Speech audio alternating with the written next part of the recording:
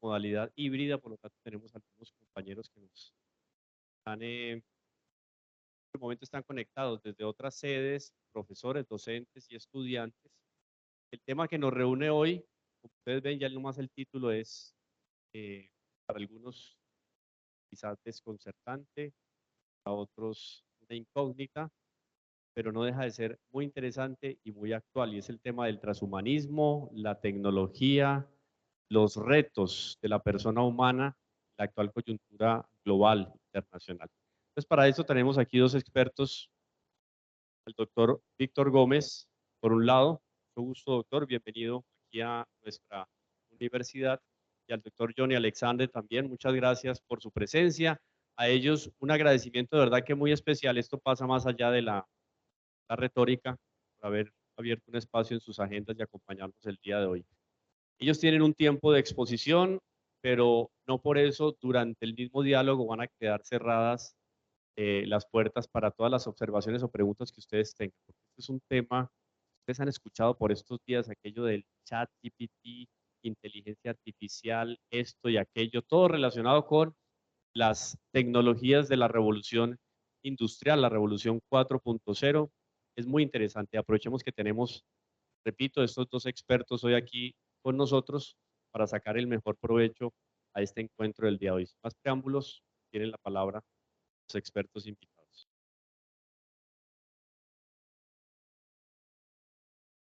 Buenos días para todos. Están acá presentes los diputados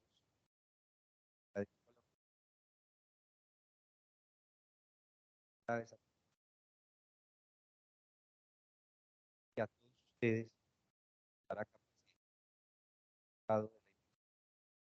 Y yo les voy a proponer que esta vamos a sostener la parte. Vamos a hablar ya una técnica para luego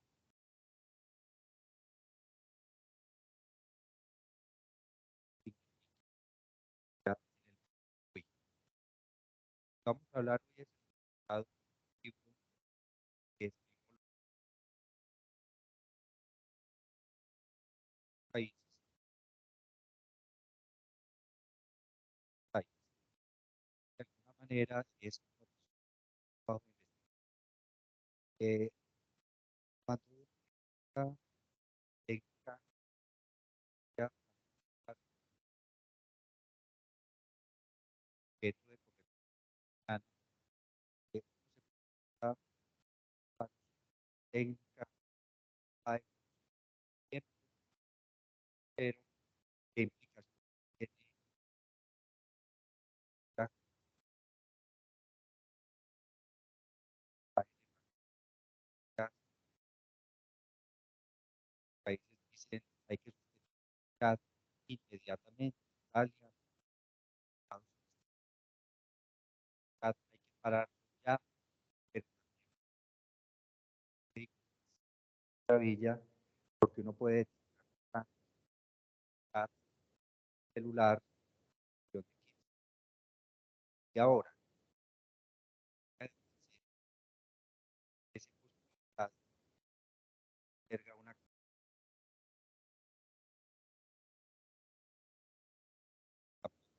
vez que pasa en la historia atómica de Einstein, un logro para la ingeniería, pero una transición tecnológica y material, pero luego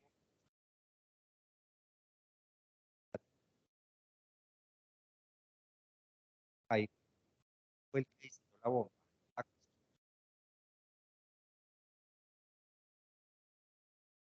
Tal,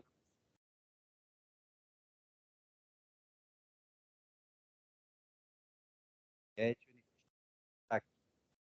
el dijo fuerte el cuánta gente yo creo que la tecnología hoy y la pregunta que yo hacía ahora para comentar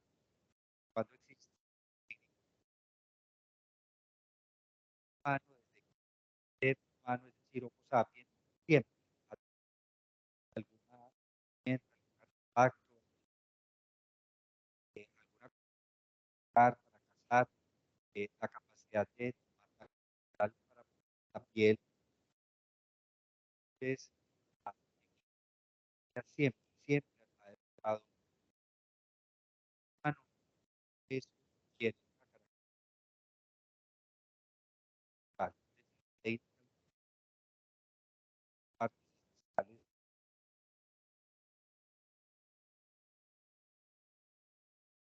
de adaptar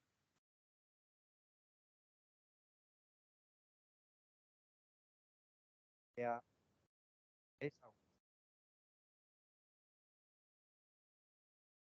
ella tengo que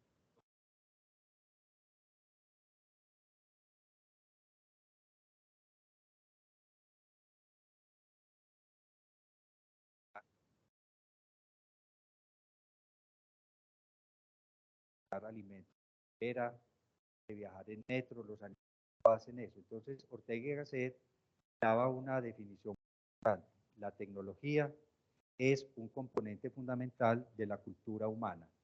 Cuando llueve, nosotros nos albergamos en una casa, en un edificio, a los pajaritos les toca mojarse, es decir, ellos no dicen vamos a hacer un edificio, vamos a hacer termoacústico, antisísmico, no, esa es una característica únicamente humana. Entonces yo quiero hablar de tres momentos muy importantes de la tecnología a lo largo de la historia y enfatizar en el último momento. Entonces, en primer lugar, la tecnología es parte fundamental del ser humano desde su origen.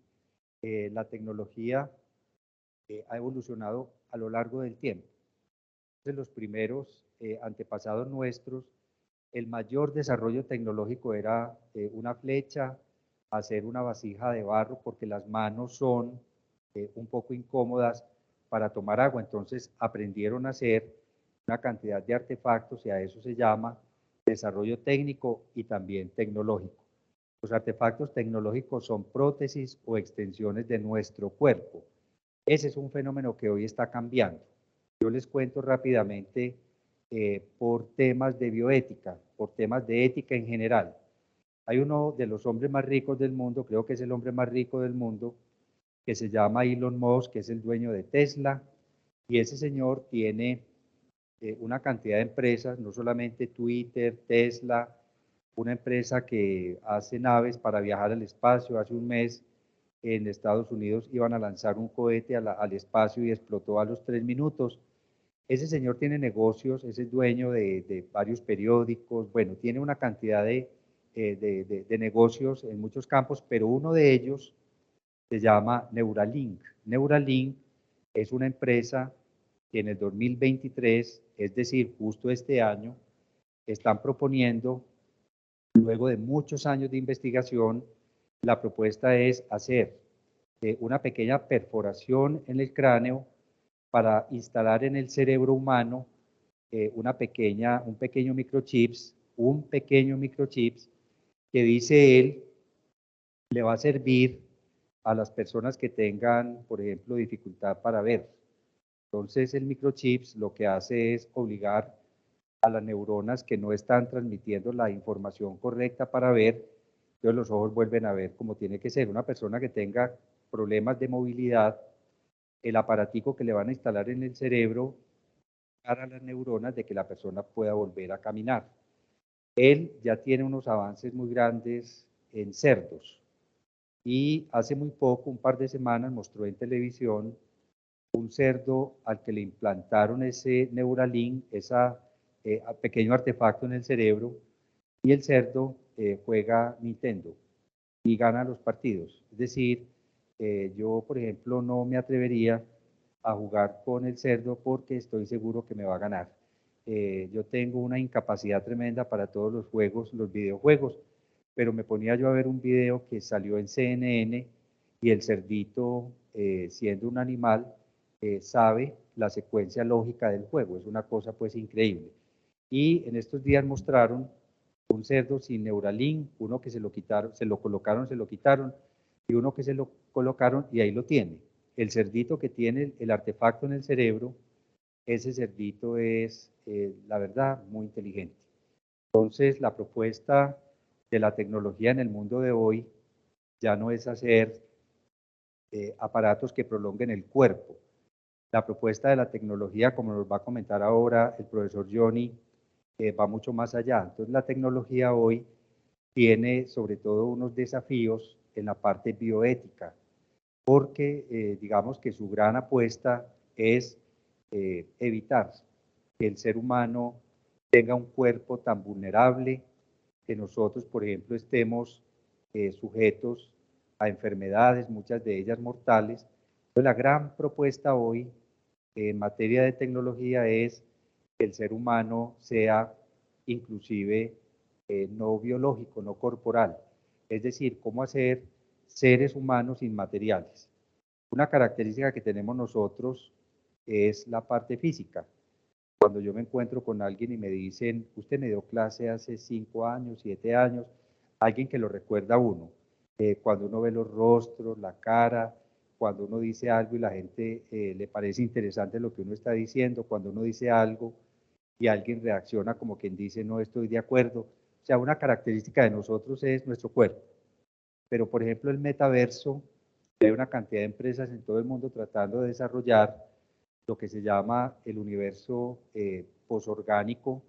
La idea es, ¿por qué no nos vamos a vivir al metaverso, pero no nos vamos a vivir con cuerpo, con manos, con piernas, sino que nos vamos a vivir con nuestros pensamientos? Entonces, en este momento, esa es una idea que todavía está muy en construcción, pero la tecnología está trabajando hacia allá. Es decir, en algún momento nos van a decir, traslade sus pensamientos a una especie de nube digital y usted se va a vivir con sus pensamientos a un metaverso. Entonces ya yo no tengo que ir ni donde el médico, ni donde el odontólogo, tampoco donde el oftalmólogo, sino que mis pensamientos se van a vivir al metaverso, y es lo que están pensando en un futuro relativamente cercano.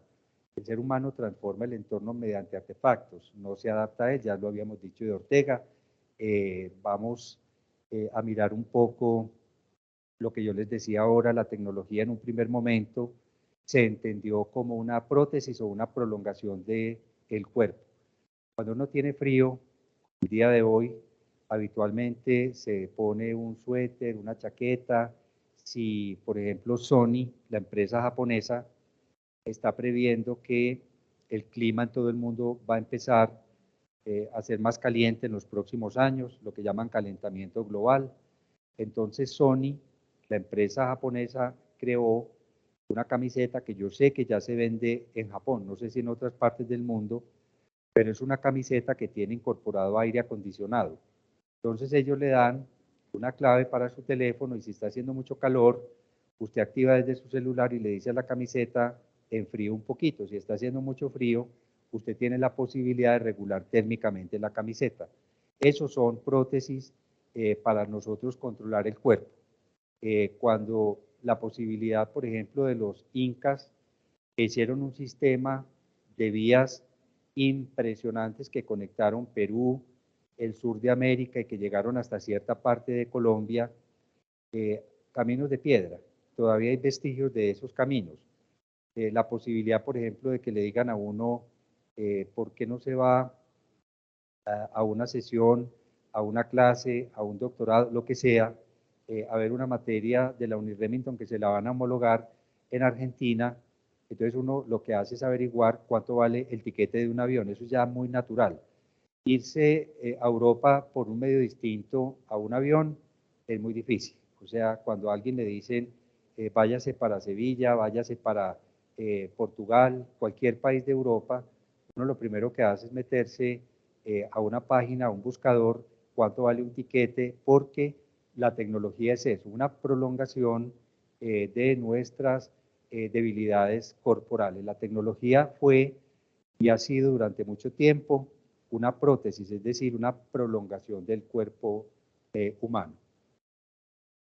La tecnología empieza a cambiar a partir de un informe en la Segunda Guerra Mundial que le presenta un profesor de la Universidad de Harvard al presidente Harry Truman de Estados Unidos. La segunda parte de lo que yo quiero contar consiste básicamente en lo siguiente. La tecnología deja de ser simplemente una prótesis o un elemento cultural de nuestra sociedad y se empieza a transformar a partir de una pregunta que le hacen al profesor Vannevar Bush.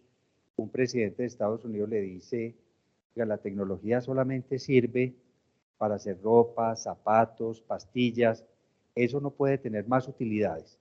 Y este señor, con un grupo de profesores del MIT, de la Universidad de Harvard, científicos de primer nivel en Estados Unidos, el señor le entregó un informe, el libro se llama Ciencia, la frontera sin fin, un informe al presidente. Y en este libro, que le entregan al presidente en 1945 y se publica en el 46, el señor dice lo siguiente. El hombre dice, mire, la tecnología con la ciencia sirven para todo. Para servir para curar las enfermedades, acabar el hambre, para ganar la guerra. La ciencia y la tecnología, dice él, han sido mal utilizadas o no se les ha sacado todo el provecho que debería tener. Entonces la propuesta de Estados Unidos desde 1946 hasta hoy es que la tecnología no sea solamente para fabricar aquellos objetos con los que el cuerpo humano tiene problemas. Entonces hacer una flecha, una pistola, no. Ellos dicen la tecnología hay que sacarle el mayor rendimiento posible y la vamos a convertir en un asunto absolutamente comercial. ¿Cuál es el país que más produce ciencia en el mundo? Estados Unidos. ¿Cuánto patenta más o menos de ciencia Estados Unidos? Se calcula que más o menos el 40% de la ciencia del mundo se hace en Estados Unidos. No la hacen los norteamericanos, la hacen casi siempre chinos, gente de la India, muchos latinos, japoneses, pero que viven en Estados Unidos. Pero bueno, de todas maneras es un país que tiene un nivel de producción de ciencia y tecnología supremamente alto. Ellos se dedicaron a qué? Ellos dicen, no, mire, la tecnología tiene que servir para asuntos comerciales y ser muy agresivos desde el punto de vista comercial. Entonces, lo que yo quiero de alguna manera expresar para sintetizar lo que estoy planteando es que la tecnología, a partir del modelo norteamericano, que es todavía como muy exitoso hasta hoy, es desarrollar tecnología con un carácter eminentemente comercial.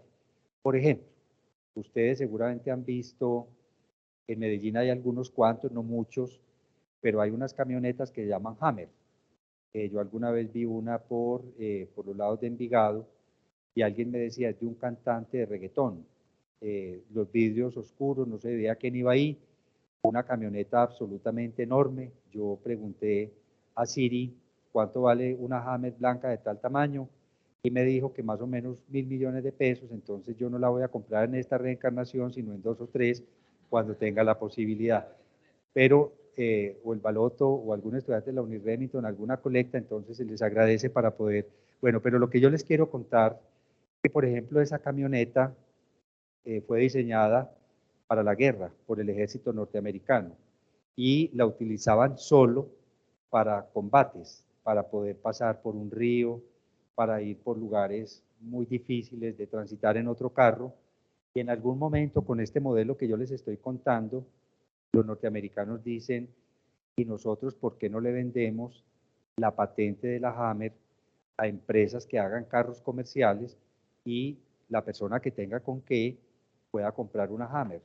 Entonces empieza, por ejemplo, Johnson y Johnson le compra muchos secretos comerciales al ejército norteamericano para hacer medicamentos, para hacer cremas de manos, para desarrollar tecnología que usted la puede conseguir aquí fácilmente en la droguería Pasteur.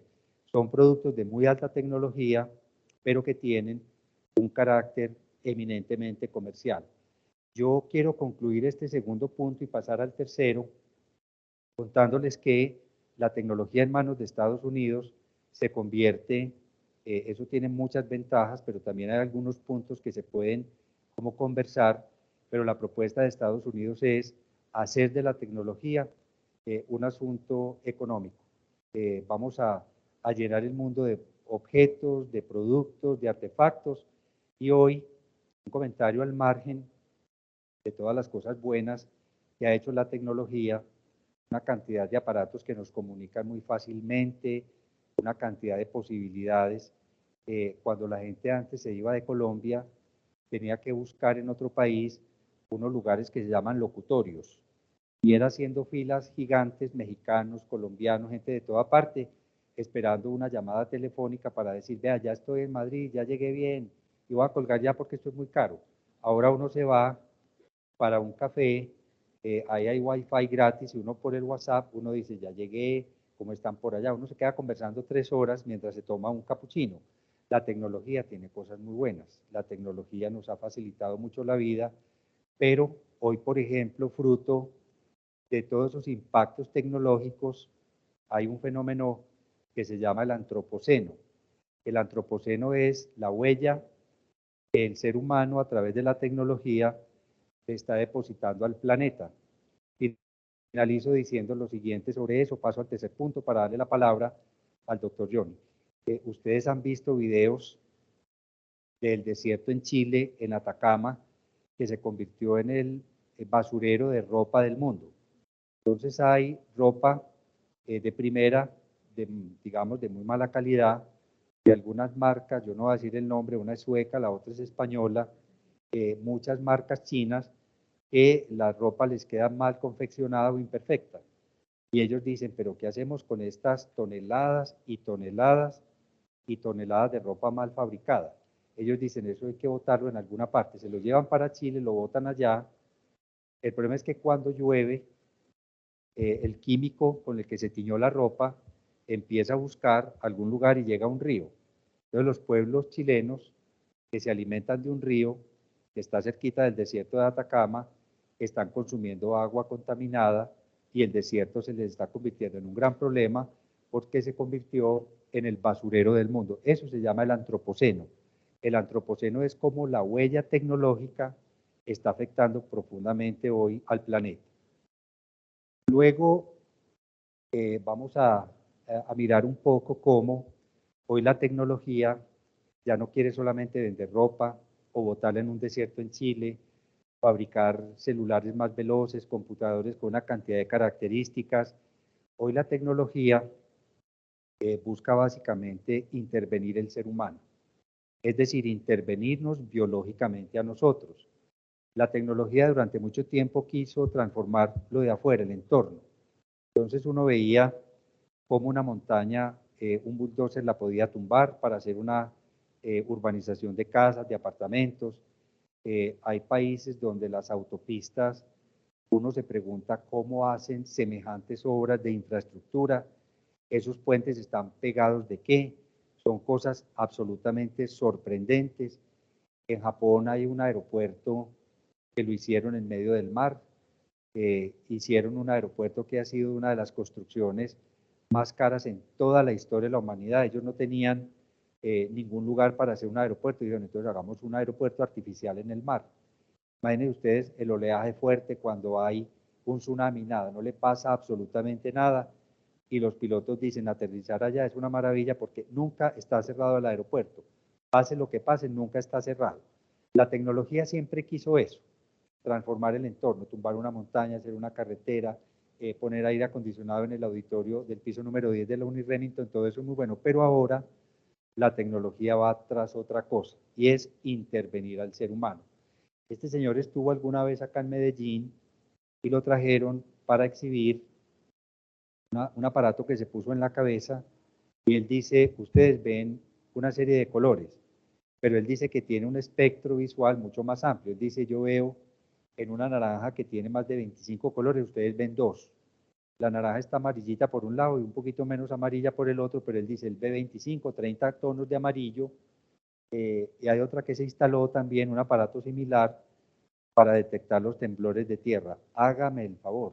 Ella está dando una conferencia, dando alguna conferencia, alguna charla, y dice, está haciendo un leve temblor en Japón, siente todos los temblores del mundo, entonces una cosa absolutamente loca.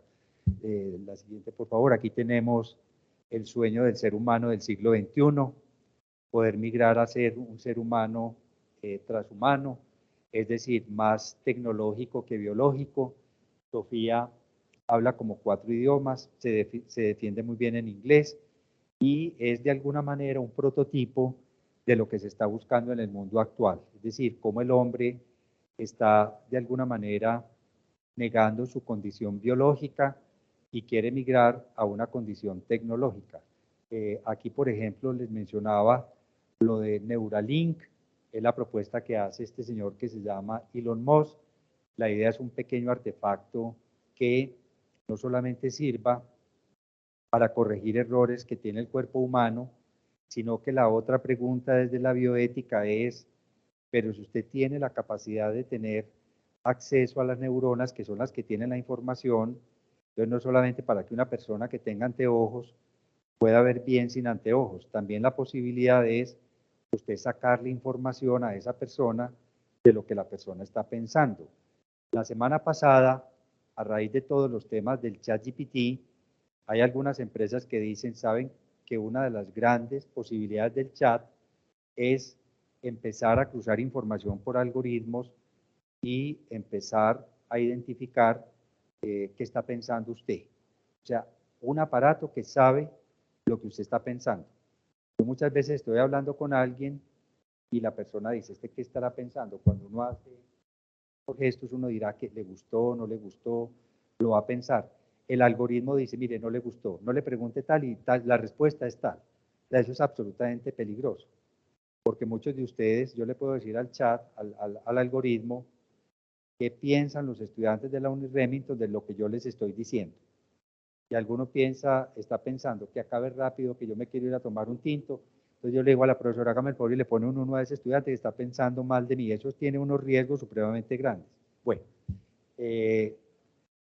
yo quiero terminar con un proyecto que tiene la Universidad de Oxford en Inglaterra, que se llama el Centro del Mejoramiento Humano. Ese Centro de Mejoramiento Humano es financiado por una de las universidades más potentes del mundo, pero también por el señor Elon Musk. Él los asesora, él les da dinero, y este señor que se llama Anders Sandberg, que es sueco, pero trabaja en Inglaterra, él dice cuando lo entrevistan, ¿ustedes en qué están trabajando?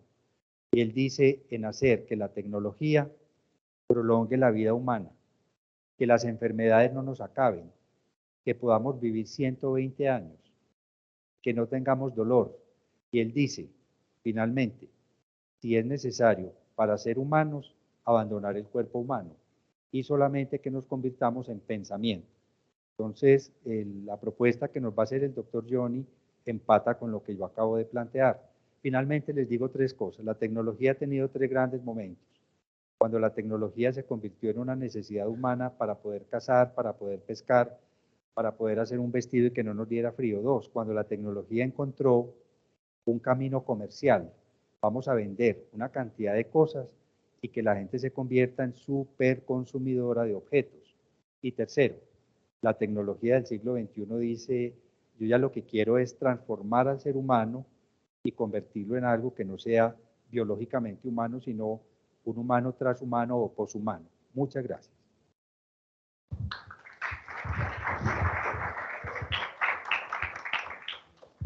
Bueno, el doctor Víctor ya nos ha ubicado en toda la historia de la tecnología. Ahora vamos a otra historia, y la otra historia es que en el siglo XX, más o menos hacia los 80, en Estados Unidos inicia un movimiento que se denomina a sí mismo transhumanismo. Inicialmente no se llamaban transhumanistas, hubo varias vertientes, como la vertiente de Massmore, que se llamó estropianismo. ¿Qué quiere este movimiento en particular? Este movimiento en particular dice que tenemos un avance tecnológico tan enorme que ha llegado la hora de transformarnos a nosotros mismos. Y buscan tres condiciones específicas. Superinteligencia. Esa es la primera. Nosotros tenemos pues hoy un error a la hora de pensar lo que es la inteligencia artificial y lo que es inteligencia. Nosotros pensamos que inteligencia es un cúmulo de informaciones, pero solo eso, un cúmulo de informaciones que se reiteran sin veracidad, sin capacidad crítica, sin relación, sin experiencia. Y en ese sentido, pues No sé si han visto todas las noticias que han salido estos días por las redes sobre la inteligencia artificial y muy caótica, nos van a superar, el ser humano va a quedar atrás, los robots serán en el futuro la nueva raza humana, etcétera. Pero realmente son noticias muy desmedidas, porque si aquí hay ingenieros en sistemas, sabrán que la inteligencia artificial requiere de la programación humana y no solamente eso, requiere que los seres humanos seleccionen la información y la pasen. Recuerden que hace 8 días en Inglaterra, en Reino Unido, se está nombrando el nuevo rey, ¿no? Entonces le escribo yo a Lucía, no sé si ustedes tienen esa aplicación en WhatsApp, y le escribo, Lucía, dame noticias sobre el nuevo rey de Reino Unido. Y me dice, nuevo rey no hay, la reina es Isabel II. Digo, caramba, Lucía, Isabel II todavía está viva. Sí, así lo es. ¿Sí? Entonces pongo yo en mis redes, pongo eso en mis redes, lo pongo también en Facebook, en muchas redes, y luego cuando le voy a escribir a Lucía, ya no me carga y Lucía no me responde. Algo pasó pues ahí que me bloquearon. Entonces, ese es un dato. Tenemos propuestas como las siguientes. ¿Qué le parecería a usted dominar ese idioma que tanto le disgusta en 5 minutos? ¿Qué le parecería dominar el instrumento musical que más ha deseado, pero por cuestiones de tiempo, plata, no ha podido? También en 5 minutos. Entonces, hay propuestas de llevar la inteligencia más allá de lo que tenemos para lograrlo. Entonces, ese es el primer elemento, superinteligencia. Segundo elemento, super bienestar. Si ustedes han escuchado hablar de un filósofo surcoreano, Byul-Chul Han, Byul-Chul Han dice que, contrario a lo que esperábamos, el siglo XXI iba a ser un siglo de las virosis. El siglo XXI realmente ha sido un siglo de los problemas neurológicos. Entonces dice Byul-Chul Han, entonces claro, un problema que tenemos los docentes, sobre todo los que están en el área de primaria, secundaria, es la hiperactividad. Hiper, ¿no? No como dicen las mamás o las tías, imperatividad, ¿no? Entonces, la hiperactividad parece ser que viene porque usted ve a un joven hoy en día, entonces mi hijo, por ejemplo, puede estar leyendo, puede estar jugando con su Xbox, puede estar respondiendo mensajes de WhatsApp y eso nos alegra. Pero realmente eso ha causado también una imposibilidad de concentrarnos y profundizar en ciertas cosas. Entonces, el superbienestar es porque estamos frente a una cultura en donde todo se ha transformado en depresión y donde lo que más se pregona es un aburrimiento frente a la vida. Incluso en las sociedades económicas, en las sociedades de primer mundo, en donde los jóvenes suelen tenerlo todo, es donde hay mayor angustia existencial. Entonces, el transhumanismo arreglaría la vida en el sentido de que nos daría super bienestar, siempre estaríamos felices. Si no hay nada más incómodo que una persona siempre triste, yo creo que debe ser doblemente incómodo una persona siempre alegre. Y tercer elemento, super longevidad. No sé si hace unos años ustedes lograron ver una película que se llama In Time, El precio del mañana, y lo que encontramos allí es que la tecnología ha logrado superar el reloj biológico, ¿no? Entonces ya lo hemos cambiado por uno tecnológico. Todos paramos la vida en cierto momento biológico, que sería entre 25 y 30 años. Todos somos ahí muy bellos. Tenemos unas capacidades muy desarrolladas a nivel sexual, intelectual, relacional, etcétera. Y pues esa sería la edad preferida para nosotros congelar el reloj biológico. Esas serían entonces las tres propuestas del transhumanismo. Les hago ese énfasis, pero quiero hacer una consideración.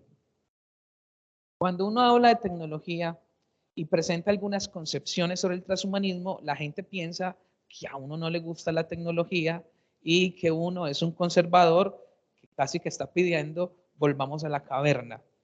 Hay que separar muy bien porque el transhumanismo es un movimiento cultural, filosófico, tecnológico, aquí lo digo, y lo que quiere es mejorar lo humano, pero viene un problema, ¿qué es mejorar? Pues para mí mejorar es que algo no funciona bien, está malo y debe organizarse, pero el transhumanismo es todo lo contrario. El transhumanismo no quiere mejorar a los que están mal, quiere mejorar a los que están bien. Por eso, de alguna forma, Harari decía, si han leído a Yuval Noah Harari, Homo Deus, Harari dice que el transhumanismo es un movimiento elitista, en el sentido de que busca mejorar lo que está bueno. Y no solamente lo que está bueno, sino lo que tiene plata. ¿Sí? Entonces el transhumanismo seguramente, pues al menos para mí que soy docente universitario, no me dará pues como para comprarme la superinteligencia y la superlongevidad. Si mucho alcanzo a dar la cuota inicial y me muero. Entonces el movimiento transhumanista, no piensen que el movimiento transhumanista es toda la tecnología, sino que es simplemente un aspecto, una fábrica, una multinacional que hace mucha plata. Pongo un ejemplo.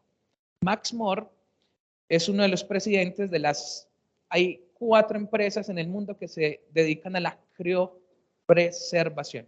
¿Ustedes han escuchado hablar de la criopreservación? La criopreservación son empresas que se han dedicado desde finales de inicios de los 20 más o menos, del siglo XX más o menos, se han dedicado a hacer una especie de bolsa de EPS, para que me entiendan, en donde gente multimillonaria le paga a estas empresas para que al morir criopreserven su cuerpo o su cerebro, dependiendo del dinero que se tenga. ¿Sí? Y la suma de dinero para criopreservar el cuerpo es muy elevada, con el peligro de que esa plática se pierda, porque no hay tecnología para resucitar a un muerto después de 100, 200, 300 años. ¿Sí? Entonces, que tengan en cuenta que el transhumanismo entonces no es la tecnología en pleno, sino que el transhumanismo es un movimiento, como le decía ahorita Víctor Hugo, que es netamente económico. Solamente que juegan a algo muy peligroso. Y eso peligroso es que ya la tecnología no son meros artefactos, sino que nosotros somos tecnología. Ahora lo diremos ahorita lo dijo Víctor, me mostró a Neil Harbison, ahorita les diré algo más sobre eso. Entonces, por eso no podemos hablar simplemente de mejora, sino más o mejor, como dice Ranish y Sogner, un aumento, ¿sí? Un aumento de las capacidades humanas con la ayuda de las tecnologías, pero que lo tendrán solo la gente de élite, la gente rica. Nosotros ni pensemos, bueno, menos el reggaetonero de la Hammer. Nick Bostrom es un filósofo sueco, el hombre es una persona seria, está hablando mucho de superinteligencia, y Nick Bostrom piensa el transhumanismo más como un desafío a esa premisa de que la condición humana es inalterable. Resulta que es que el transhumanismo no es solamente tecnología. El transhumanismo también tiene filósofos. Y uno se pregunta, ¿qué hacemos los filósofos hablando de tecnología si no sabemos ni siquiera, no sé, hacer un software, desarrollar alguna app o algo más? Pero nos atrevemos a hablar de tecnología. Y es que resulta que este movimiento transhumanista también tiene algunos pensadores que se han afincado en pensamientos como los de Foucault, Deleuze, Derrida, en donde se comienza a movilizar eso que se llama naturaleza humana. ¿Tenemos una naturaleza humana? Sí, no me voy a quedar aquí. Simplemente que eso ha dado lugar a que comencemos también a hablar un poco de todo el tema de género, ¿no? Entonces se quitan los linderos y ya no somos solamente masculino, femenino, sino que también somos no binario, etc. Entonces también va por allí el tema de la condición humana inalterable y también la capacidad de explotar las tecnologías a fin de mejorar la vida humana. Ya vamos a decir por qué, igual Víctor ya lo ha mencionado un poco. Y en ese sentido hay un autor que yo les recomiendo mucho. Cuando yo empecé a leer Transhumanismo, el primer texto que me leí fue el de Antonio Diegues, que es un pensador español, que se llama Transhumanismo. Y en este texto, en la introducción, ya fue muy diciente, ¿no? Porque Diegues traducía allí a través del cine y a través de la idea, de la imagen, del querer humano, los deseos que tenemos, ¿cierto? Por ejemplo, ¿qué le parecería a usted vivir 500.000 años? Sí, sería muy interesante, ¿sí? Pero vivir 500 o 1000 años con un cuerpo que no tenga ninguna limitación física, emocional, etcétera. Entonces, claro, entonces en ese caso, Diegues dice que por eso el transhumanismo no es solamente tecnología, filosofía, sino que también es moda y también es utopía. estamos convencidos de que la tecnología es la esperanza del ser humano y que la tecnología puede hacer por nosotros lo que no hizo ni Cristo, ni Mahoma, ni Buda, ni nadie más. Por eso el transhumanismo también tiene una connotación religiosa, porque puede salvarnos. Y por eso Harari va a decir, hablando de esa connotación religiosa, va a decir que con el transhumanismo ahora nos vamos a dedicar a ascender de simples animales a dioses, ¿sí? Seremos algo más. Por fin está en nuestras manos hacer nuestra historia y hacer lo que nos venga en gana, ¿sí? Hemos superado a los dioses. De hecho, Harari es muy fuerte con el tema de la religión y Harari dice, pues miren, la religión es simplemente un sistema de interpretaciones y como sistema de interpretaciones es algo ideológico y pues hoy vamos a suplantar la religión por el algoritmo. Hoy los algoritmos son mucho más seguros. En la antigüedad usted quería casarse y le decía a la Biblia, donde la abra y donde ponga el dedo, eso hago. Entonces, si usted abría la Biblia, me caso o no, entonces le salía, lo que has de hacer, hazlo pronto, entonces iba y se casaba, ¿no? En cambio, con el algoritmo, pues ustedes ven que hay apps que le dicen a uno si esa persona le corresponde o no le corresponde, cuánto nivel de porcentaje pueden entenderse, me caso o no me caso, el algoritmo le dice todo. Ojo, resulta que así como hay transhumanismo, hay poshumanismo. Entonces ya hablamos un poco del transhumanismo, sin embargo, hagamos una consideración. Mire, el transhumanismo no necesariamente quiere llevarnos a un cambio total de nuestra realidad biológica. En el transhumanismo, de alguna forma, se conservan algunos valores humanistas. En cambio, en el poshumanismo hay una idea totalmente diferente. El poshumanismo pretende sacarnos de la condición humana para llevarnos a la condición poshumana, posbiológica, posorgánica o, en palabras de un tecnólogo que se llama Ray Kurzweil, a la singularidad. Vamos a hablar entonces un poquito de eso. Vamos ya entrando en materia para terminar. No me voy a quedar aquí. Resulta que uno de los retos y desafíos que tenemos en el siglo XXI es repensarnos como totalidad. Y uno de los mayores retos sigue siendo el cuerpo. Mire, el cuerpo en la antigüedad para el mundo griego fue poco importante. La razón estaba por encima de. Aristóteles casi que se acercó a entender que éramos una unidad, pero aún así Aristóteles pensaba que el alma, la racionalidad, el mundo teoreticos estaba por encima de lo corpóreo. El medioevo sí que nos dio duro. El medioevo nos dijo que había que salvar el alma y por eso entonces quemamos a muchas brujas. Falta ver pues si de las 1000, no 100 no se salvaban. Y luego llega la modernidad y la modernidad intenta rescatar el cuerpo, intenta liberarlo, pero aún así no hay una comprensión exquisita.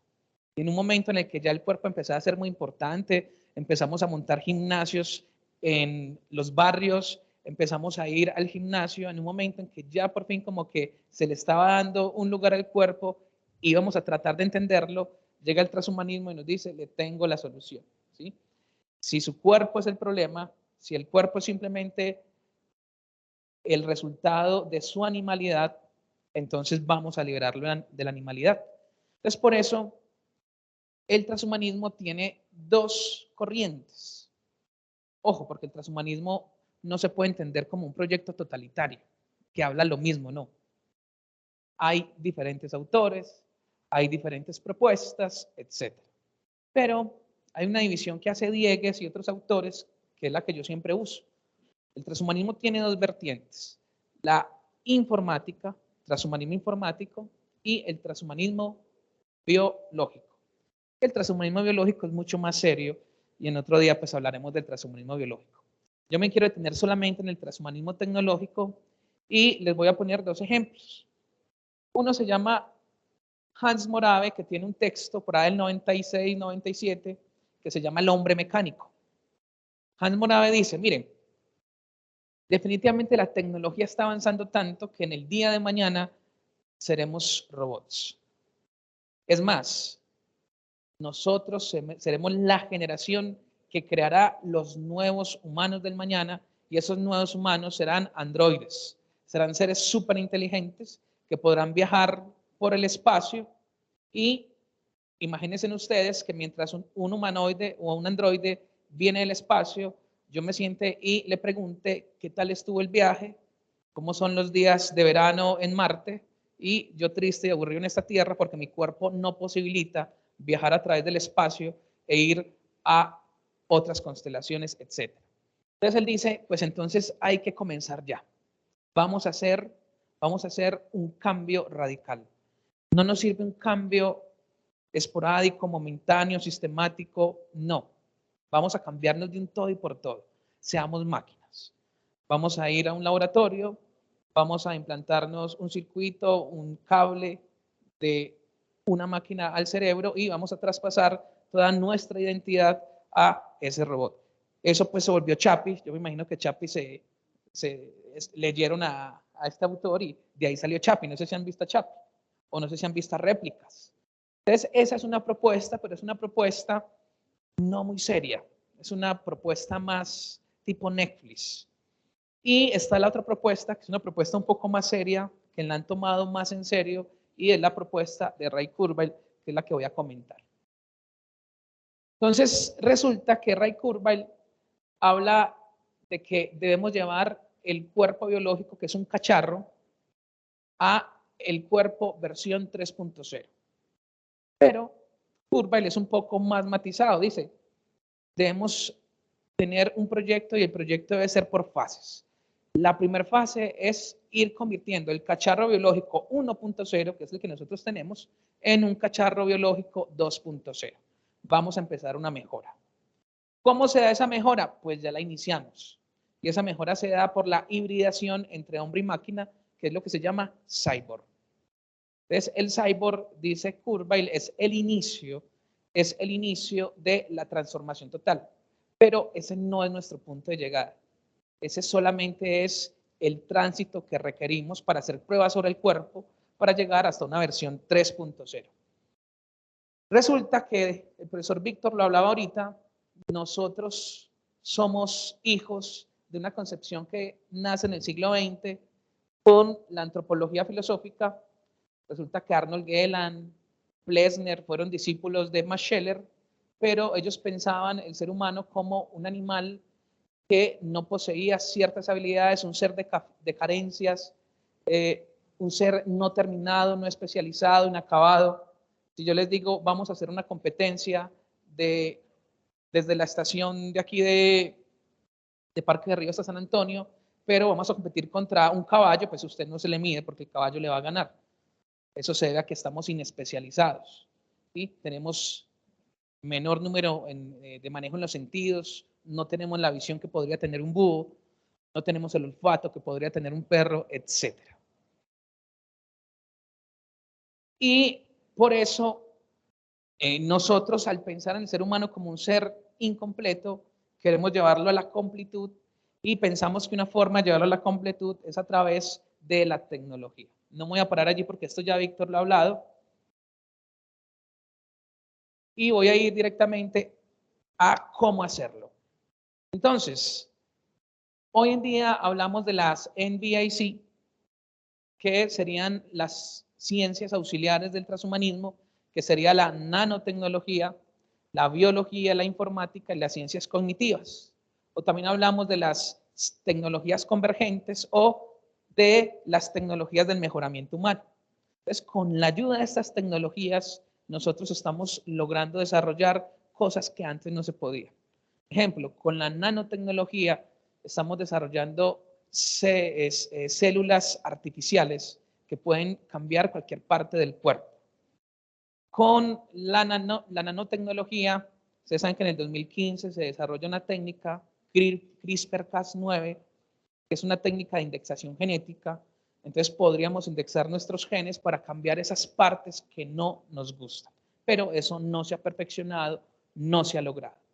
Ahora, para ir terminando, simplemente digo algo que es la singularidad. La singularidad es una propuesta de Kurzweil y consiste en que llegará un momento de no retorno. donde ya no habrá humanos, cacharros biológicos, o los podemos dejar como para dejar un museo ahí arqueológico de que existieron, tipo dinosaurio, pero habrán seres humanos con nuevas competencias, tal vez menos humanos, tal vez más poshumanos, más en otra condición, pero eso sería el punto de llegada. Cuando lleguemos allí, habremos desarrollado el 100% de nuestra conciencia, nuestra capacidad de inteligencia, nuestro bienestar, etc. Ese sería el punto de llegada. ¿Y qué propuestas se hacen? Entonces voy a las propuestas, pero antes quiero decirles esto. Ahora Víctor les hablaba de Neil Harbison y también les habló de Moon Rivas, que es la chica que tiene pues el sensor que permite entender o saber en qué momentos y en qué partes hay un temblor, ¿no? Un movimiento telúrico. Pues resulta que el año pasado con la Universidad Nahua de México estamos preparando todavía un congreso sobre el tema de los cyborgs. Invitamos a Harbison, pero a la vez le pedimos que si nos podía mandar evidencias de que él es un ser tecnológico y también evidencias de que él escucha los colores, porque él no los ve, él los escucha a través de esta antena. Entonces él dice que incluso sabe qué es ser hackeado y que le gustó ser hackeado, ¿no? Y pues no mandó ninguna evidencia de su cambio tecnológico. Él dice que contrata a un médico porque nadie quería cambiarlo, que este médico debe tener su nombre en reserva, que no se puede decir, que dura tantos días su operación, pero no hay ninguna evidencia científica que nos demuestre que él escucha los colores. La única evidencia científica es que él dice que los escucha. ¿Sí? También dice que él es el primer cyborg de la humanidad y que en su pasaporte él aparece como cyborg. Tampoco envió muestra de su pasaporte. Entonces hay algunas cosas pues que están ahí en el tintero, que son un poco fantasiosas y que estaríamos por mirar. Entonces tampoco hay que tragar tampoco como tan entero. Ahora sí, ¿cómo nos vamos a mejorar? Entonces lo primero es que deberíamos iniciar por desarrollar una tecnología que pueda emular la inteligencia humana. ¿Cuál es la idea? La idea es que podamos, algunos dicen que la personalidad está en el movimiento neurológico. Entonces, simplemente escanear el movimiento neurológico nos podría permitir acceder a la identidad de la persona. Entonces, hacemos un escaneo a través de una máquina que no hemos elaborado, pero hay que elaborar, y con eso obtendremos que su identidad humana esté en un robot. Entonces, lo primero que hay que hacer es lograr un software que permita emular la inteligencia humana y llevarla a una máquina. No es lo único. Vamos, mientras tanto, también a optimizar todo el tema del proceso digestivo. ¿Con qué fin? Con el fin de ayudar a ciertas enfermedades degenerativas que se dan por el modo como nos alimentamos. Pero no solamente eso, sino con el deseo de que la alimentación no sea una cuestión de necesidad, sino de gusto. Entonces, sí podríamos todos los días ir a McDonald's. No habría ningún problema desayunar, almorzar y comer con McDonald's.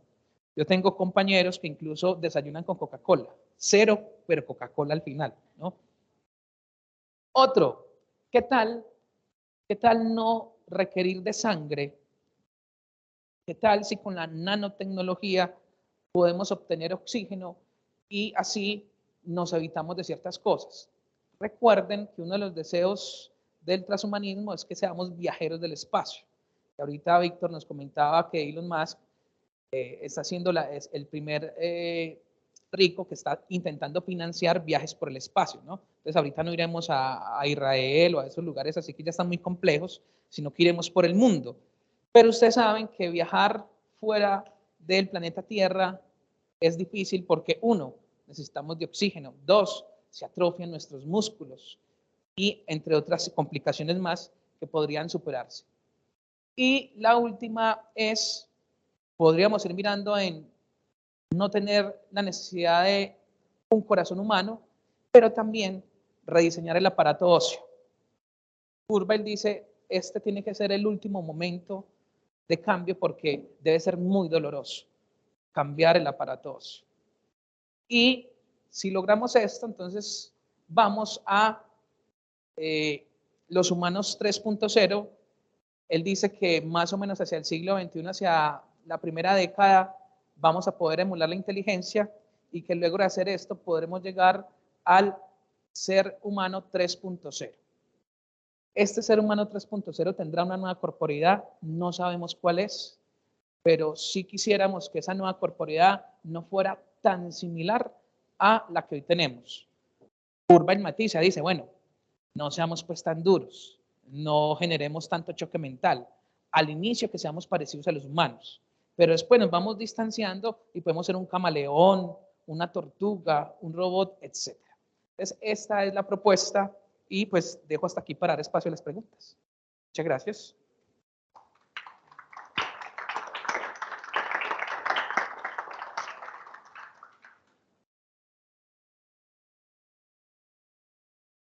Por aquí hay uno. En el chat no hay preguntas, ¿no? Listo, muchas gracias a los dos por su ponencia. Sobra decir que oportuna, interesante y actual. Ahora bien, del público presente, ¿alguna pregunta? Observación, comentario, corrección. No. Yo sí tengo una, pues varias, pero voy a hacer una nomás. Yo creo que aquí tenemos estudiantes de varios programas. ¿De medicina hay alguno? No. ¿De contaduría? Enfermería, veterinaria. ¿Qué más hay? ¿De qué programas son ustedes? ¿De qué? Sí, pero ¿de qué programas son ustedes? Desarrollo de software. Bueno, muy a la par de lo que hemos estado hablando el día de hoy. El problema es el siguiente, y yo me lo puse leyendo en estos días unas noticias al respecto de este chat y de la inteligencia artificial. Queda uno preocupado como profesor desde el ámbito laboral y queda uno preocupado como estudiante pensando en el futuro laboral. ¿Hasta qué punto buena idea, hasta qué punto las máquinas, hasta qué punto la tecnología, hasta qué punto la inteligencia artificial de manera puntual nos abre propiamente un panorama lleno de esperanza o un panorama lleno de incertidumbres en el sentido de qué será el día de mañana para mí, para sobrevivir, para supervivir? Entonces, yo creo que en esa línea, de alguna manera se han establecido unas fronteras con lo que ustedes dos nos han compartido, pero ¿qué tanto tenemos que estar preocupados? Estos muchachos se van a graduar y después lo que ellos van a llevar a ofrecer afuera, pues ya está desactualizado, porque ya hay una máquina que trabaja tanto mejor que ellos.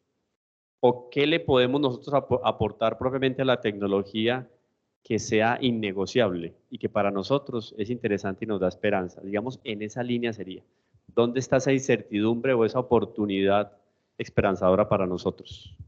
Cualquiera de los dos. El año pasado en España publicaron un par de psiquiatras un libro que se llama Mal estamos. Yo lo voy a decir al revés, estamos mal, pero el libro se llama Mal estamos. Y en ese libro ellos recogen evidencias de la crisis mental que vive el planeta en general y ellos enfocan su trabajo particularmente en el caso español. Algunos de los argumentos de los que se exponen en el libro tienen que ver con algunos efectos que está generando la tecnología. Por ejemplo, una persona todo el día pegada del celular o de la pantalla del computador, y ellos asocian, vuelvo a repetir, con evidencias científicas, que buena parte de la crisis de salud mental que experimenta el planeta obedece a esa desconexión que está provocando la tecnología con los otros y también de la realidad. La propuesta que se han hecho en diferentes países del mundo, entre ellos, por ejemplo, un país muy avanzado en tecnología, como es el caso de Finlandia o algunas regiones de Estados Unidos. Recuerden que hace alrededor de 2 meses salió una noticia del periódico New York Times y decía el editorialista del periódico que la gente más rica de Estados Unidos está mandando a sus hijos a estudiar a colegios con profesores, con tableros. La tecnología se regula mucho. Está comprobado que escribir en un cuaderno con la mano activa algunas zonas del cerebro, es decir, nos hace un poco más inteligentes. El libro que ellos plantean, Mal estamos, propone que la gente necesita volver a dialogar con los demás, que la gente necesita volver a salir a la calle, fórmulas muy sencillas y muy baratas. La tecnología hoy está generando algunos riesgos y hay algunos asuntos que yo creo que es muy importante desde un término que se usa mucho en filosofía, que se llama el determinismo, es decir, el futuro está trazado. Cuando sale alguno de estos super expertos y dice, mire, en 20 años van a desaparecer la mitad de las profesiones. El determinismo quiere decir que alguien hace un cálculo de cómo va a ser el futuro, pero resulta de que hay variables. ¿Quién, por ejemplo, fue capaz de predecir, con todos los elementos tecnológicos que hay hoy, de que iba a llegar el COVID y que nos iba a encerrar casi 1 año y medio? Cuando llegó el COVID y llegó a Colombia, yo recuerdo, en la universidad donde yo estaba nos dijeron, este fin de semana hay puente, entonces por el COVID ustedes se van y el lunes festivo por la tarde les vamos a mandar un correo para contarles qué día regresan a la universidad. Y el regreso fue 1 año y medio después. Entonces a mí me mandaban correos y me decían, usted le programamos clase en un mes, presencial, en la universidad. Yo decía, claro, y no hubo clases presenciales, todo fue por Teams. La tecnología ha avanzado mucho, pero hay cosas que no se pueden predecir. Por ejemplo, Corea del Sur hoy es un país muy rico, con mucha tecnología. Y el presidente de Corea del Sur dice, vea, estoy desesperado por la cantidad de suicidios de muchachos de colegio. Van al colegio, que es un edificio de 20 pisos, y todos los días en cada colegio reportan 3, 4 casos de muchachos que se tiran del último piso del colegio. El hombre dice, yo quisiera tener un país menos rico, pero más feliz. Entonces, que la tecnología va a gobernar el mundo, hay cosas que se van a dar, pero también hay cambios que uno no puede predecir. Por ejemplo, el tema de la salud mental es muy preocupante. En Estados Unidos, en pleno COVID, unos papás presionaron al rector de un colegio y le dijeron, yo quiero que mis hijos vuelvan a estudiar presencialmente. Prefiero que se contagien de COVID y no que se suiciden. Entonces, yo pienso que un elemento muy importante hoy para hacerle frente a todos estos fenómenos tecnológicos es algo que en la historia se inventó hace mucho tiempo, que se llama la ética, una forma de vivir bien. También hay unos intereses muy comerciales en la tecnología. Lo que nos decía Johnny ahora, que el futuro de la humanidad va a ser un hombre con implantes tecnológicos, que preparémonos para hacer tortugas. Eso depende también de la voluntad del ser humano. Y hay una cantidad de empresas que están presionando de una manera muy fuerte para que demos un salto tecnológico y nos convirtamos en cyborg, que nos pongamos la antena esa para escuchar los colores. Detrás de eso hay muchos intereses económicos. Pero yo pienso que independiente de la carrera en la que ustedes estén, contaduría, ingeniería de software, medicina, yo pienso que un componente muy importante en el mundo de hoy es hacer reflexiones muy serias sobre el sentido del humanismo. Por eso las humanidades son tan importantes. Y adicionalmente la ética. Eso no es un relleno, eso es lo que le da sentido a la vida. Y yo finalmente quiero decir que la vida tiene sentido, inclusive muchas veces por cosas que van más allá de lo económico o de lo laboral. Entonces a mí me parece que es muy importante ustedes que tienen el privilegio de estar estudiando en una universidad y realizando una carrera universitaria de tanta calidad, para que le presten mucha atención a ustedes hoy, pero lo que ustedes van a hacer en el futuro, y que tengan reflexiones éticas sobre todo este tipo de temas. Yo insisto, Hay países muy ricos, por ejemplo el caso de Finlandia, donde los niños y la gente joven, las clases son con profesores, con tiza, tableros, hacen salidas de campo, no todos los días pueden llevar el computador al colegio, obligatoriamente tienen que conversar con los amiguitos. Entonces es como volver a restablecer esos lazos humanos que son tan importantes. Entonces yo creo que hay carreras que se tienen que reinventar, pero pienso yo que desde un país como el nuestro, explotar las habilidades blandas es muy importante. Hay cosas que una máquina no puede hacer y hay cosas que una máquina puede hacer, pero el día que Sura me diga, tenemos dos opciones para su atención, lo va a atender un médico de carne y hueso o un robot. Yo en este momento prefiero 1000 veces el médico.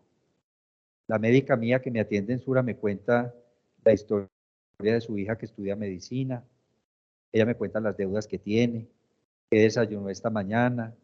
Entonces nos hemos hecho muy buenos amigos y me atiende con una gran familiaridad y yo la verdad me siento muy bien porque ella me dice, te voy a bajar de esa pastilla una dosis, ensayemos a ver, profe, cómo te va. Un robot me manda lo que es y se acabó. Y lo que necesitamos hoy es dialogar, conversar, volver a restablecer los vínculos humanos. Yo espero que no nos volvamos como Corea. Pues de pronto ricos como Corea sí, pero aburridos como los coreanos no. Muy bien, para continuar la respuesta, yo inicio con lo siguiente. Siempre me llama mucho la atención, hay un libro de Ortega y Gasset, muy corto, se llama Meditación de la Técnica, y Ortega recuerda algo que es muy interesante. Miren, nosotros comenzamos a elaborar artefactos para hacer la vida más sencilla. Entonces, la finalidad de los artefactos y de las tecnologías es que sobre tiempo, que no tengamos que dedicar tanto tiempo a actividades que nos restan tiempo en la vida.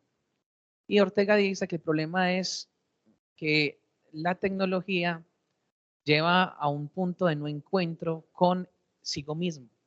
Entonces él dice que hay que volver a la pretécnica. Él dice, el primer ingeniero a construir somos nosotros.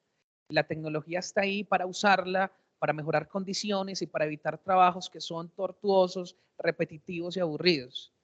La tecnología está para evitarnos ese trabajo y para darnos una amplitud en la posibilidad de vivir otras cosas que no podríamos vivir sin ella.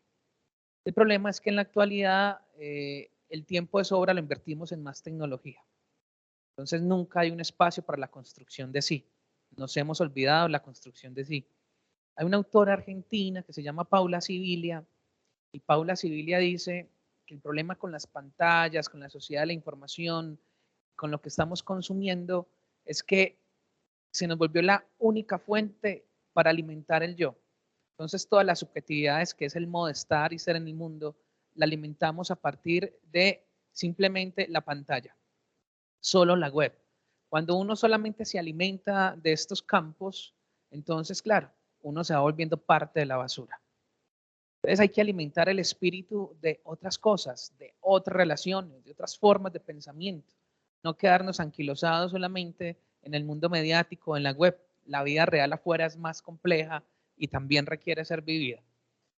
Y lo otro que diría es que, miren, en Europa firmaron un manifiesto, los académicos se alarmaron porque hay dos proyectos tecnológicos, uno es el europeo, que se llama Human Body, y otro es el norteamericano, que es el proyecto Brain, y pues los europeos deciden firmar un manifiesto exigiéndole a las empresas tecnológicas le comenten en la sociedad qué adelantos tecnológicos y qué cambios están haciendo que pueda afectarles. Yo creo que esto no es un tema solamente filosófico, humanístico, sino que también es un tema económico, político, social, y tenemos que interesarnos y exigir que no nos pase pues como con la bomba atómica que la hicieron y cuando menos todos estábamos pendiendo de que pronto no se fueran a agarrar a una guerra nuclear y desapareciéramos, ¿no? Todavía vivimos ese temor con Putin que está medio loco, entonces hay una zozobra, ¿no? No sé por qué no quitarle las bombas a estos locos. Entonces, la sociedad merece tener un informe y saber qué se está haciendo con la tecnología y cómo podrán cambiarnos. Lo otro es no fomentar esas visiones apocalípticas y tenebrosas de que estamos ante el fin de la humanidad, sino una visión esperanzadora de que seguimos siendo humanos y podemos controlar. Yo creo que hay que apuntarle a eso. Diego tiene una expresión muy interesante, hay que separar el ojo de la paja, hay que ser más realistas, necesitamos una conciencia más crítica, ¿sí? Porque parece que estamos muy adormecidos y que todo lo que se hace simplemente hay que repetirlo. Y culmino diciendo esto con relación a la pregunta, es que la inteligencia artificial, si bien seguirá adelantando, lo que no parece viable es que haya una inteligencia artificial general que pueda superarnos. ¿Por qué? Cuando le preguntamos a Sofía si sabe qué es el amor, pues ella dice, técnicamente sé qué es el amor, pero nunca lo siento. Técnicamente sé qué es la libertad, pero nunca la experimento. Los robots, hay cosas humanas que nunca podrán hacer por algo simple. Y ese algo simple es que les falta contradicción, que les falta finitud, que les falta el error. ¿Sí? Lo que hicimos nosotros en la web es intentar, para que mejore y para que podamos adelantar, nosotros mismos diseñamos los virus, ¿sí? Para posibilitar de que la web se revolucione y mejore. Pero eso no tiene que ver en nada con el proceso que nosotros llevamos, ese proceso biológico que nos pone los puntos y las acentuaciones donde no queremos. ¿Sí? Yo no quiero vivir un cáncer de páncreas, pero lo puedo tener. Quiero vivir un SIDA, pero lo puedo tener. ¿Sí? Eso no es controlable. Entonces hay que despertar un poco, no tener tanto miedo, volver a poner la tecnología en nuestras manos y, por supuesto, lo que dijo Víctor ahora, debemos hacer una tecnología con límites tecnológicos. El ChatGPT, hombre, ¿por qué no? Si es una cuestión de manejo, ¿por qué no ayudar a que el ChatGPT tenga el manejo de algunos datos? Usted es estudiante, ¿de qué carrera? ¿De qué curso? Esto no lo puedo hacer, esto sí lo puedo hacer. Sí, hay que ponerle límites éticos a la tecnología. Como ha dicho el Papa Francisco en algún momento, realizar una revolución ética de los algoritmos. Entonces, debemos ponerle el lado humano. Esperamos mucho de las máquinas, deberíamos esperar más de nosotros. Al parecer todo se puede humanizar menos nosotros, humanización de la tecnología, humanización del robot, pero el ser humano sigue deshumanizándose. Entonces, hay que ponerle la acentuación ahí. Muchas gracias. Bueno, yo creo que con esas respuestas y con la pregunta que tenemos acá, damos por una... Ah, tiene también la profesora. Y también, sí. A ver. Y ahí bueno, tenemos ahí... Opa, entonces tenemos demanda. Si quieres, aquí adelante para que lo puedan escuchar o desde ahí.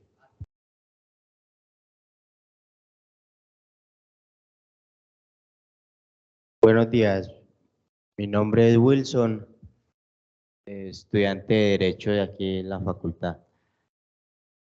Más que una pregunta, es un comentario. Pues la verdad, pienso que si bien es cierto que toda esta revolución tecnológica nos aporta y nos va a seguir aportando muchísimo, yo soy uno de esos. Yo soy beneficiario de eso, al igual que todos, pero inclusive en estos momentos puedo caminar porque tengo una prótesis de rodilla.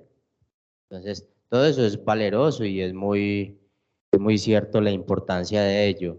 Pero también hay cosas que realmente, pues, como ya lo han mencionado, es más que todo fantasioso, pues que no podamos convertir que en un animal, etcétera, etcétera. Pues ya eso es más fantasía que realidad.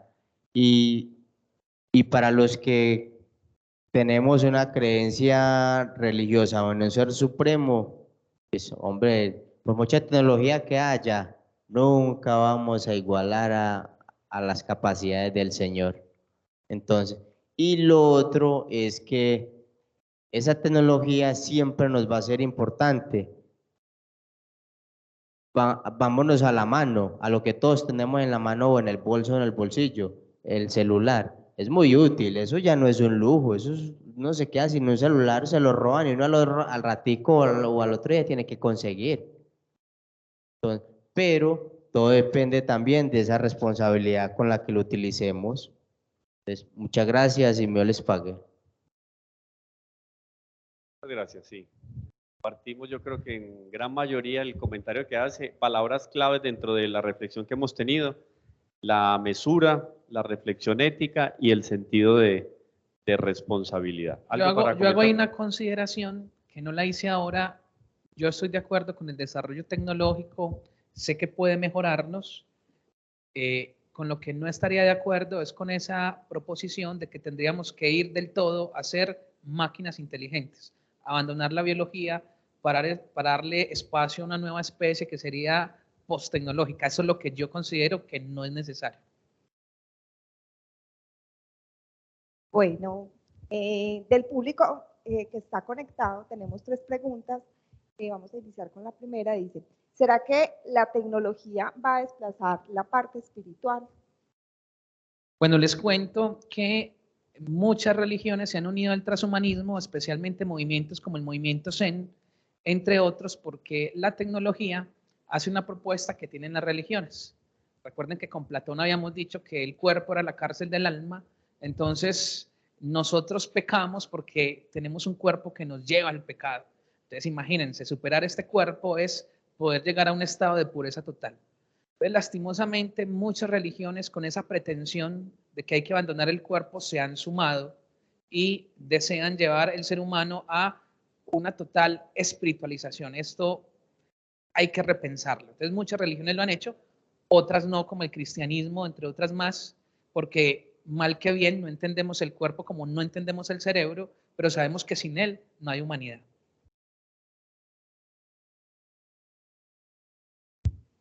Bueno, entonces continuamos con la siguiente. ¿Creen que el transhumanismo afectaría las relaciones sociales? Yo creo que sí, porque la idea de todos estos desarrollos tecnológicos cada vez están apuntando más a individualismo. En algunas partes ya se habla de hiperindividualismo. Yo creo que lo que uno evidencia todos los días, cuando cada quien tiene una pantalla, un celular o cualquier otro dispositivo, eso ha generado unas transformaciones muy profundas en términos sociales. A nivel mundial hoy, por ejemplo, hay unos registros de la separación cada vez más prematura de parejas. Y uno de los motivos más grandes es que le paran más bolas al celular que a la pareja. Entonces hay rupturas de noviazgos, se casan y a los 4 meses, un año, ya se quieren separar porque la tecnología ha provocado algo que se llama distalidad. Es decir, estamos súper conectados, lo que decía el compañero de derecho ahora. Uno está permanentemente fijándose en el WhatsApp, los correos que tiene en el celular. La distalidad es súper conectados, pero cada vez más distantes. Entonces yo creo que eso es una tendencia que tiende a prolongarse y la tecnología cada vez es más individual y mientras más avance la tecnología como la conocemos hoy, va a generar ese efecto. Listo, muchas gracias. Vamos entonces con la tercera pregunta y dice, acorde a lo planteado y al denominado efecto Klein, que según investigaciones se han estancado en los últimos años, surge la pregunta, ¿somos cada vez más tontos o, en otras palabras, llegamos a nuestro límite intelectual? Bueno, hay un psiquiatra francés que yo no recuerdo el nombre, que es bastante difícil pronunciar, pero el libro se llama, por si lo quieren buscar, el libro se llama La fábrica de cretinos digitales. Cretinos se entiende como por idiotas digitales más o menos. Y él, que toma, siendo francés, muchos estudios de la Unión Europea, él demuestra en su libro que la gente que está todo el día pegada de dispositivos, haciendo pues como uso permanente de la tecnología, él dice, está comprobado científicamente que tienen una menor capacidad intelectual. Hay algunos estudios que van en esa dirección. Y mientras más esté pegado usted a una pantalla, eso le va disminuyendo su capacidad intelectual. Lo que ha sucedido, por ejemplo, el surgimiento de toda esta inteligencia artificial como el chat, y las versiones que han salido en las últimas semanas, eso le ahorra a uno mucho pensamiento. Y yo para qué me voy a poner a pensar y le pregunto una cosa al chat y me responde. Pasó un examen de medicina en Harvard y el profesor que evaluó el examen dijo, es impresionante lo que sabe este señor, no es un señor, es inteligencia artificial. Entonces, muchos de los expertos, no todos coinciden en que estamos ante una era de debilitamiento intelectual y muchos expertos recomiendan que es necesario volver a leer, pero a leer libros de papel, que la gente se detenga, subraye, que la gente con un lapicito apunte cosas y volver a las lecturas tradicionales. Contradictorio, en una época de tanta tecnología, pero la recomendación es, si usted quiere tener cierto tipo de acrobacia neurológica, es decir, algún tipo de actividad mental, tiene que volver a leer. Y las pantallas son muy buenas y por eso en muchos países, sobre todo en los colegios, están regulando. Lo que ya les dije, todo el día pegado a una pantalla, no, no se puede así. Dos preguntas.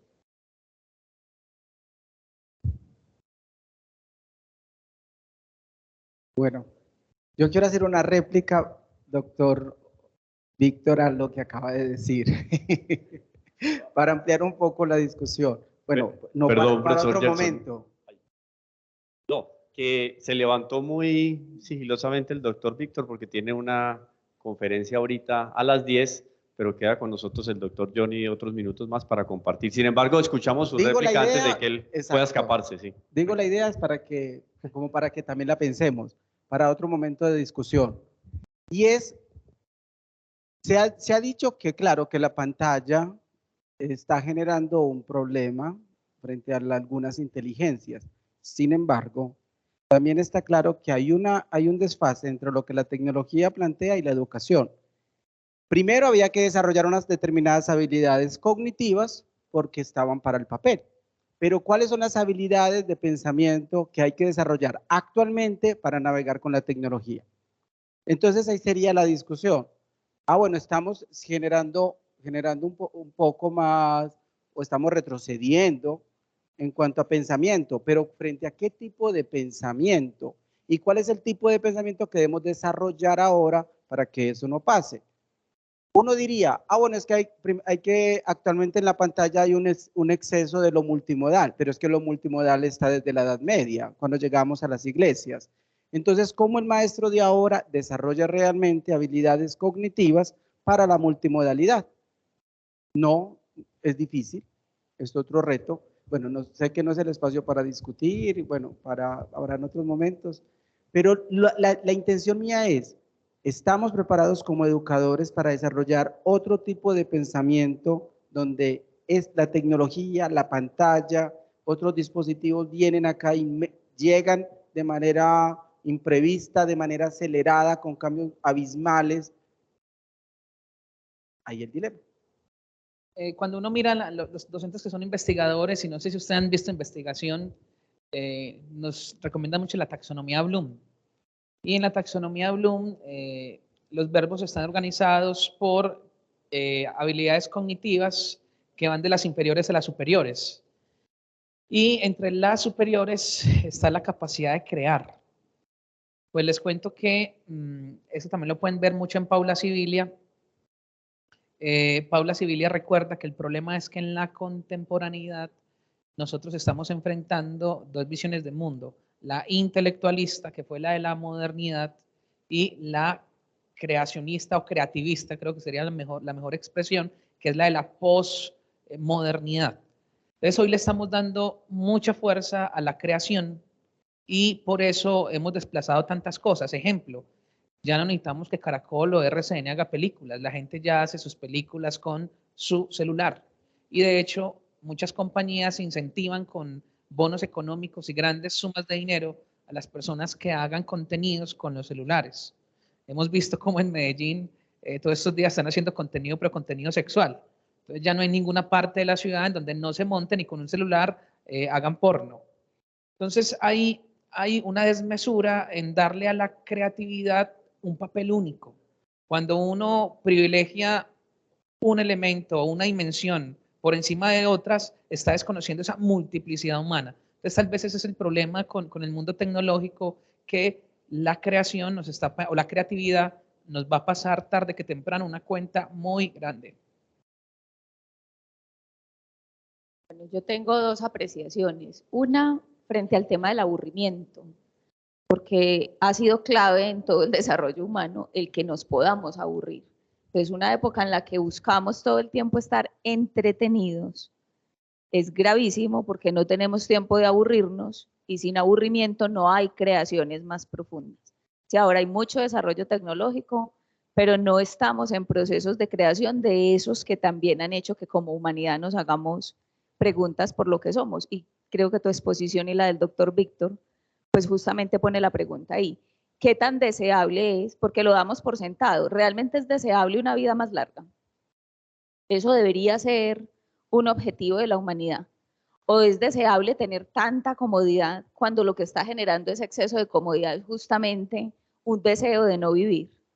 ¿O ser tan súper inteligente, si es que el error, lo decías ahorita en una de las respuestas, es clave dentro del proceso de creación humana?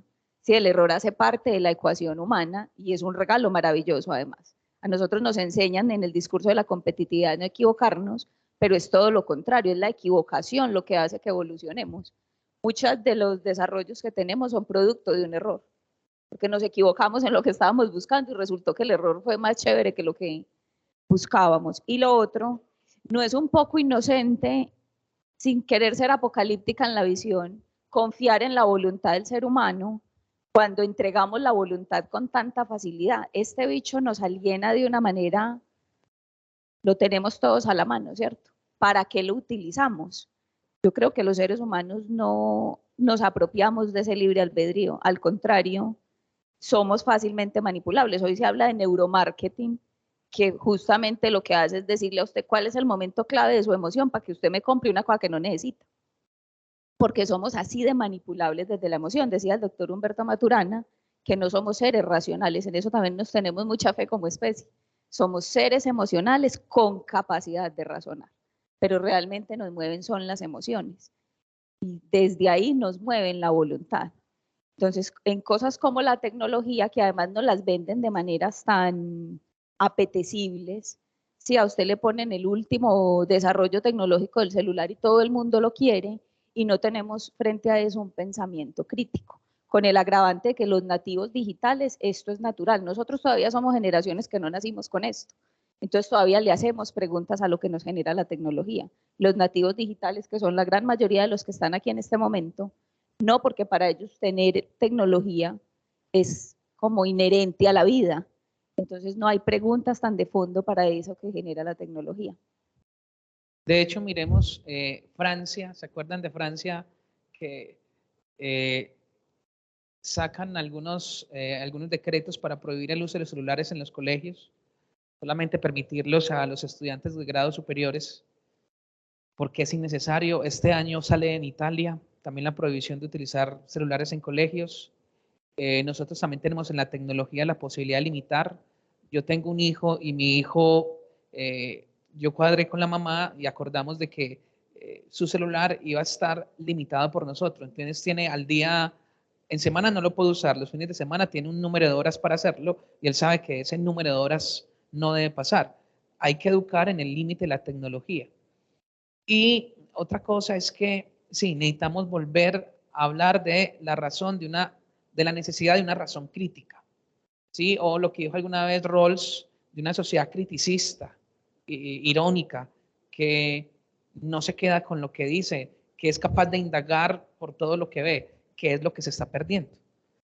Ahorita lo decían, a mí me gusta mucho, siendo pues de otra generación y no teniendo los problemas tan a flor de piel, Ernesto Sábato dice que las pantallas, esta es la expresión que utiliza, tantalizan, ¿sí? Los colores, la imagen HD hace que incluso el verdor de los paisajes sea más bello en las pantallas que en la vida real. Cuando los jóvenes van al campo, se dan cuenta que las pantallas no muestran ni el frío ni el olor a popó de vacas.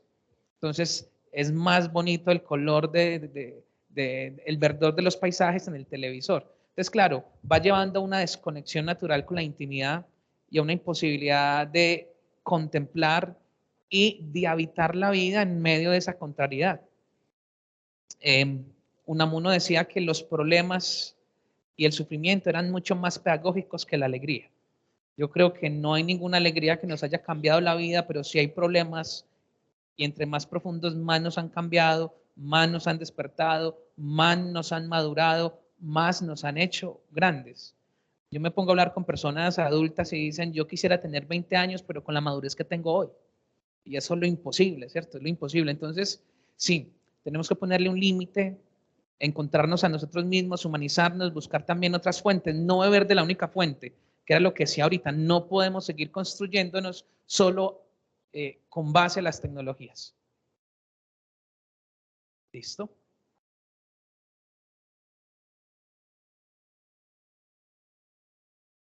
Bueno, en todo caso, mil gracias a los expertos, muy gracias, doctor. A ustedes pues ya les queda como el reto de profundizar como en todos estos temas y ser un poco más analíticos y reflexivos en torno al mismo. Muchas gracias a las personas que se conectaron y muchas gracias a quienes participaron. Feliz día.